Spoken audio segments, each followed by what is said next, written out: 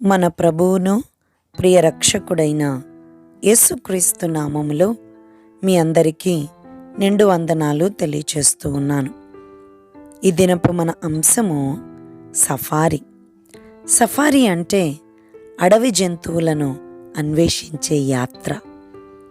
ఈ దినపు అంశమునకు ఈ టైటిల్ ఇవ్వడానికి కారణం మన బైబిల్ గ్రంథంలో ఉండే కొన్ని జంతువులను గూర్చి వాటి పనులను గూర్చి అన్వేషించే ప్రయత్నం చేద్దాం. యెషయా గ్రంథం 1వ అధ్యాయం 3వ వచనములో, ఎద్దు తన కామాందు నెరుగును, గాడిద సొంతవాని దొడ్డి తెలుసుకొనును, ఇశ్రాయేలీలకు తెలివి లేదు, నా జనులు యోచింపరు అని రాయబడింది.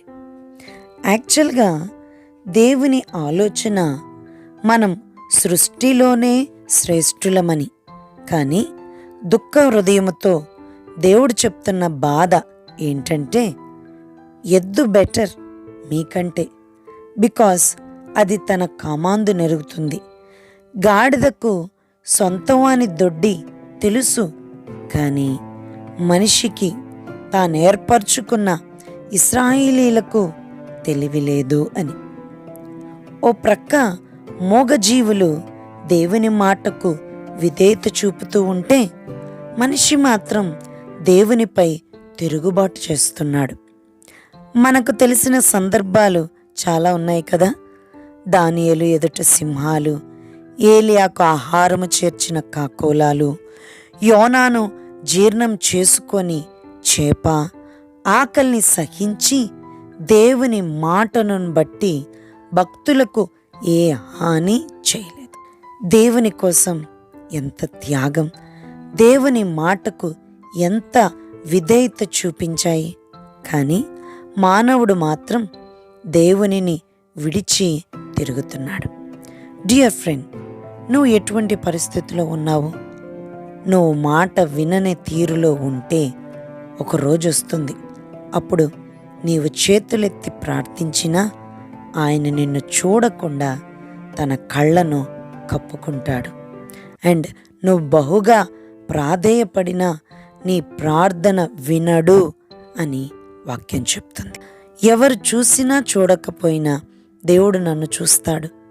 నా గోడు వ్యధ ఎవరు విన్నా వినకపోయినా దేవుడు వింటాడు అనే భరోసాతో నిండిన జీవితాలు మనకుండాలే తప్ప, దేవుడే మనలను చూడని వినని దుర్గతి తెచ్చుకోకూడదు. దానియేలు వద్ద సింహం, ఏలియా వద్ద కాకోలాలు, యోనా జీవితంలో చేప, ఎలియాజరుతో ఒంటెలు, బిలాము దగ్గర గాడిద, యేసయ్యను మోసిన గాడిద, నోవహుకు సాయము చేసిన పావురం, ఇలా చెప్పుకుంటూ పోతే మనకు పరిచయం ఉన్న జంతువులు, వాటి విధేయత మనకు తెలిసినవే. అయితే ఒక సందర్భం చెప్తాను.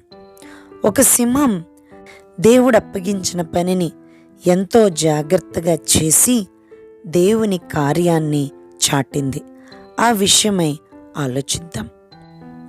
మొదటి రాజుల గ్రంథము 13వ అధ్యాయాన్ని మనం ధ్యానిస్తే, అక్కడ దేవుడు పంపగా యెరోబాము దగ్గరకు ఒక దైవజనుడు వస్తాడు.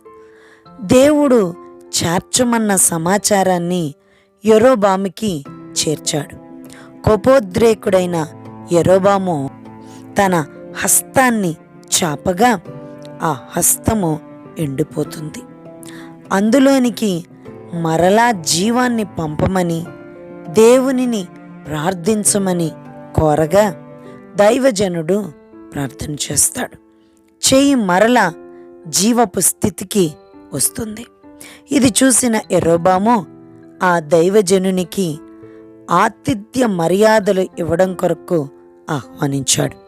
బట్ దేవుని చేత దైవజనుడు ఆజ్ఞాపించబడ్డాడు, నువ్వు ఎక్కడా అన్నపానాలు పుచ్చుకోకూడదు, విశ్రాంతి తీసుకోకూడదు, వచ్చిన దారిలో పోకూడదు అని. సో దేవుని మాట త్రోసివేసి రాచ మర్యాదలకు లొంగిపోలేదు దైవజనుడు.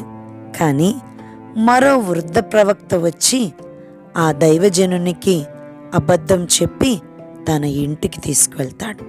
బట్ రిటర్న్ జర్నీలో దేవుని మాట వినని కారణంగా దేవుడు దైవజనుని మీదకి ఒక సింహాన్ని పంపాడు. అక్కడ జరిగిన సంఘటన ఎంతోమంది మాట్లాడుకునేలా జరిగింది. పంపబడిన సింహం ఎంత పర్ఫెక్ట్గా ఉంది అంటే అది దైవజనుని మీద మాత్రమే అటాక్ చేసిందే తప్ప దైవజనుడు ఎక్కి వచ్చిన గాడిదకు మాత్రం ఏ హాని చేయలేదు. అది అక్కడే సింహం ఎదుటనే ఉన్నా సింహానికి ఈ గాడిదకి మధ్య అండర్స్టాండింగ్ అండ్ కామ్నెస్ కనబడింది, కానీ వైలెన్స్ అండ్ నెగిటివిటీ కనబడలేదు. ఇలా జరిగింది అని జనులు చెప్పుకుంటూ ఉన్నారు. దేవుడు ఉన్నాడని, దేవుని మాట వినకపోతే ఉగ్రత అనే విషయం అర్థమయ్యేలాగా సింహం ప్రవర్తించింది. దేవుడు చేయమన్న పనిని సూటిగా చేసింది. తద్వారా జనులు దేవుని యొక్క కార్యాన్ని తెలుసుకున్నారు. ఇలా సఫారీ చేస్తే ఎన్నో జంతువులను బైబిల్ గ్రంథంలో అన్వేషించవచ్చు. అవన్నీ దేవునికి లోబడ్డాయి. మరి నువ్వు? సువార్త భారముతో మీ అనుష రాజేష్.